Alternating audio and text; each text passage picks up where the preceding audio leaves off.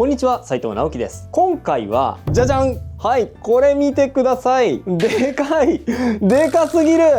これ何なのかっていうと、これね、裏見るとよくわかると思うんですが、はい、この木の枠にキャンバス地を貼ったやつですね。はい、そうです。絵を描くためのキャンバスですね。よいしょ、よいしょ、慎重に。よいしょ。はい、サイズとしては縦が84センチで横が64センチあります。だいたいね A1 サイズぐらいです。正確にはね A1 サイズの横が10センチ広いバージョンぐらいですね。そのぐらいの大きさです。はい、それでですね、なんでこれを持っているのかっていうと、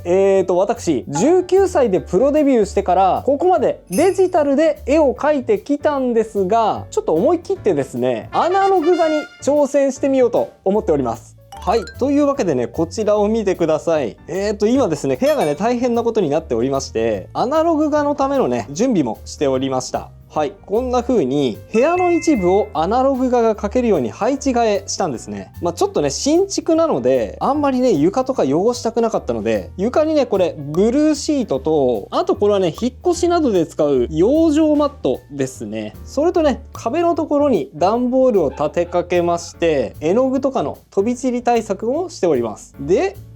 机があって、で基本的にここにキャンバスを置いて絵を描こうと思っておりますね。でこの辺が絵筆とかなんやかんやありまして、あとですね、振り返ると椅子の後ろに絵の具類が置いてあります。はい、基本的には使うのはアクリル絵の具ですね。はい、こんな感じでね、絵の具の入れ物がありまして、そして中を開けると、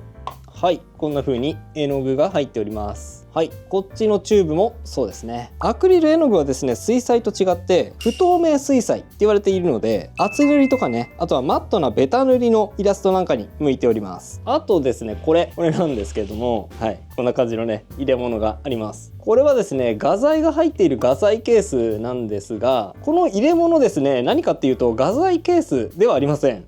無印の化粧ケースなんですね。はい、化粧ケースってね、こんな風に化粧筆を入れるところがあったりするので、結構ね、画材入れに適していたりするらしいんですね。なのでこんな風に使っております。はい、ということでこんな風にスペースを用意しておりました。ということでね、ちょっと狭いんですけども、ここでアナログイラスト描いていこうと思っております。はい、頑張って描いていきます。アナログってドキドキすんな。下絵と背景。はい、ということでただいま下絵を描きつつ背景を撮っております。実は下絵はですね、こんな感じでキャンバスで鉛筆で描いております。キャンバスに凹凸があるので結構濃い鉛筆じゃないとそもそも色が乗らなくてですね、確か 5B とかそのぐらいの濃さの鉛筆で描いておりますね。で今何をやってるかっていうと、背景の勢いあるエフェクトを描くためのマスキング作業ですね。筆で直接描いていってもいいんですが、やっぱ鋭いエッジを効かせた勢いのあるエフェクトラインは多分ね、マスキングをして綺麗なシルエットを取った方がそれっぽくなるだろうっていうことでですね、ちょっと手間なんですが、こんな風に画面にマスキングテープを貼ってで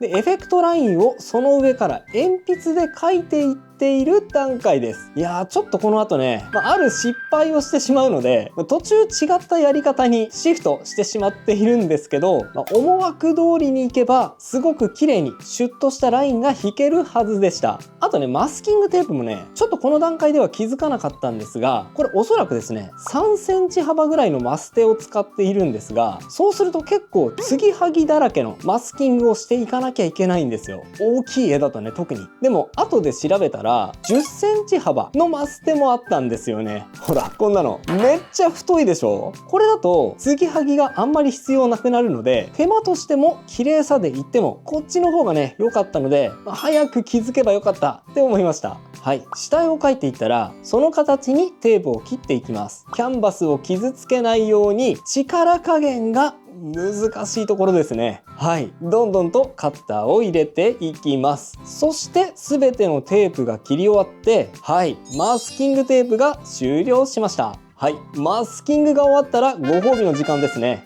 背景の赤をビャーっと思いっきり塗っていきます。本当は人物の部分も、全部マスキングしちゃった方が思いっきり塗れたんだと思うんですが、結構ねいろいろなやり方を試したかったので、あえて人物はマスキングせずに筆の塗りで白く抜いて塗っていこうと思いました。いろいろやってみた方がね気づきの量が増えますからね。あとね、色を塗って改めて気づくのは発色の良さです。アクリル絵の具自体が水彩絵の具とは違って発色がねすごくいい絵の具なんですが、今回はね絵の内容的にもきっちりと色面を割って、いわゆるアニメ塗りのような表現方法で色を塗っていますので、より発色の良さが際立つような絵柄であることもあると思います。デジタルじゃなくてアナログだからこその存在感みたいなものを色を塗りながらもひしひしと感じながら描き進めていきました。いやー、実際にキャンバスに描くのは楽しいですね。キャラクターの着彩ということで、背景があらかた塗れたので、今度はキャラクターの着彩に移っていきます。はい。でね、ちょっとここで失敗しちゃいました。さっきね、せっかくマスキングしてシュッとしたシャープなラインを出そうとしたんですが、はい、こちら見てください。キャンバスの凹凸に絵の具が入り込んでしまってですね、マスキングの意味がほぼありませんでした。いやー、こういうことが起こるのもねアナログならではですよね。デジタルは絵のことだけ考えてればいいんですけど、アナログってなんだろう、紙とあとは絵の具とか、あとは自分のねもちろん肉体的なこととかね、もうそういうの全部ひっくるめて現実と格闘している感じです。もうねアナログってもう格闘技なんじゃないですかね。はい、文句を言っててもしょうがないので、この失敗は後で何とかすることにして、とりあえず前に進んでいきます。いきなりねアナログの洗礼受けちまったぜ。絶対負けねえ。はい、覚悟を決めてどんどん進んでいきましょう。アクリル絵の具はですね、まだ僕の腕が未熟だからっていうのもあると思うんですが、一度塗りだけだと色ムラができちゃうんですね。僕の絵柄はベタ塗りのいわゆるアニメ塗り表現なので、ムラがあるとちょっと見栄えが悪くなってしまいます。なので何度か塗り重ねてその色ムラを取ってマットな質感に整えていく必要があります。デジタルだとね、ボタンをカチッてクリックするだけで選択範囲をマットに一瞬で塗りつぶしてくれるんですが、当然ですけどアナログはそれができないのでね、地味にゴシゴシ塗り重ねていっております。アナログだってね一言で言ってもいろいろな描き方がありまして、例えばね今使っているアクリル絵の具一つとってもね、水彩のように絵の具を薄く溶いて全体的にふわっと浮き上がらせて描いていくように描き進めていくやり方もあれば、画面上で絵の具を混色しながら油絵みたいにね厚く塗り重ねていくような描き方もあって、アクリル絵の具って実はそのどちらもできるんですよ。どっちかっていうとね、そっちの方が絵を描いている感じもすると思いますし、絵の具を画面上で混色していく楽しさみたいなのはあると思うんですが、今回は素直にですね、僕が今までやってきたこと、デジタル世界、ゲームイラストの世界で表現してきたことをそっくりそのまま現実世界に持ってきたかったので、ちょっとね手間ではあるんですけど、一回デジタルでエスキースを描いて、でそれをキャンバスに拡大するように描いております。塗り方もですね、あえて西洋絵画風だったりアート的な感じに寄せることはせずに、あくまで僕が今までやってきたアニメ塗りをそっくりそのまま絵画にするっていうコンセプトで、こういうやり方で描いていくことにしました。でね、さっき冒頭で机を映してたじゃないですか。あれね、実は途中で思いついてそうしたんですよ。ある問題が発生してね。で、その問題、実はですね、今地べたに直接キャンバスを置いて、で、それに覆いかぶさるようにして絵を描いていますよね。これね、めちゃくちゃ疲れるんですよ。いや、なんだろう、ずーっと背筋鍛えてるような感じ、四つん這いになったり中腰の姿勢をずーっと続けていたので、腰とね背中がもうバキバキになりまして、ダメだこれで途中で気づいて、で椅子に座って描くスタイルにすることにしました。細部の書き込み。さて、ここからちょっと画角が変わっているんですが、あまりに腰が痛かったので、机の上にキャンバスを置いて椅子に座って描くことにしたからですね。はい。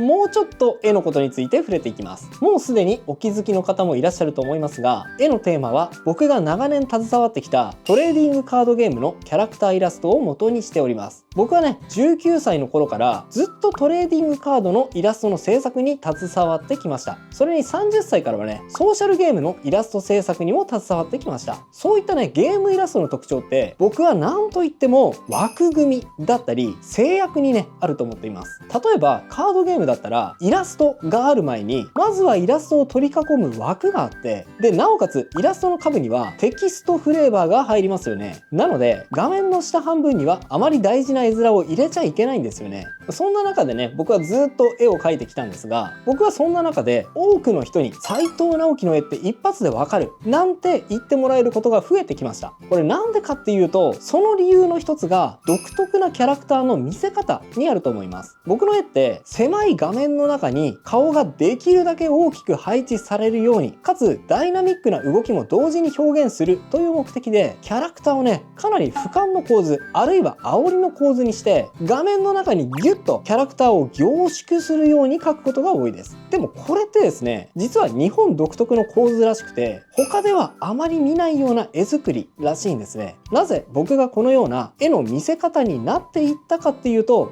これは間違いなくソーシャルゲームのイラスト制作に長く携わる中で培ってきた独特な美意識ですね。ソシャゲってほら、ものすごく限られた画面の中でよりダイナミックに迫力のある絵作りをする必要があるので、その枠組みの中で工夫していくと、煽りの構図や俯瞰の構図をすごくね、多用するようになっていきます。僕の絵はそういったある意味窮屈な枠組みによって醸成されていったものなんですが、はい、幸か不幸かね、そういった枠組みの中で育んできたものが実は独特な美意識を育てる要因にもなっていたようで、結果的にはね、自分独自の絵柄を確立していく大きな手助けになったんだと思います。今回の絵はですね、そんな僕のこれまでの歩み、日本でイラストレーターをしてきたからこそ独特な進化を遂げてきた僕の絵をカードゲーム的な枠組みも含めそっくりそのままアナログ絵画にしてみよう。そしてそれをそのまま世界に問いかけてみよう。そういう思いで制作しております。線の書き込みと仕上げ。僕はデジタルでも色を塗ってから最後に線画を描くことがあるというお話をこれまでもしてきたことがありますが、アナログでもそれは変わりませんね。最後に線画を描いていく工程です。いやー、しかしね、ここでも当たり前なこと言いますが、アナログはですね、もうやり直しが効かねえんだよ。もう一回言います。もうやり直しできないんだよ。コマンド Z がねえんだよ。いやもうね、デジタルイラストを描く時のコマンド Z、アンドゥ、リドゥがどれだけ心強いことか。アナログで線をミスったら、それはもうそのまま失敗を意味しますから、もうね、絶対失敗しないぞって思いながら筆を走らせていくと、もうね、とにかく手汗がやばいんだ。手汗でね、もう1キロぐらい痩せたんじゃないかっていうぐらい手汗をドバドバかきました。いやもうね、緊張感がえぐい。はい、そんな緊張感に負けずにぐんぐんと線を描き進めていきます。うおー、頑張れ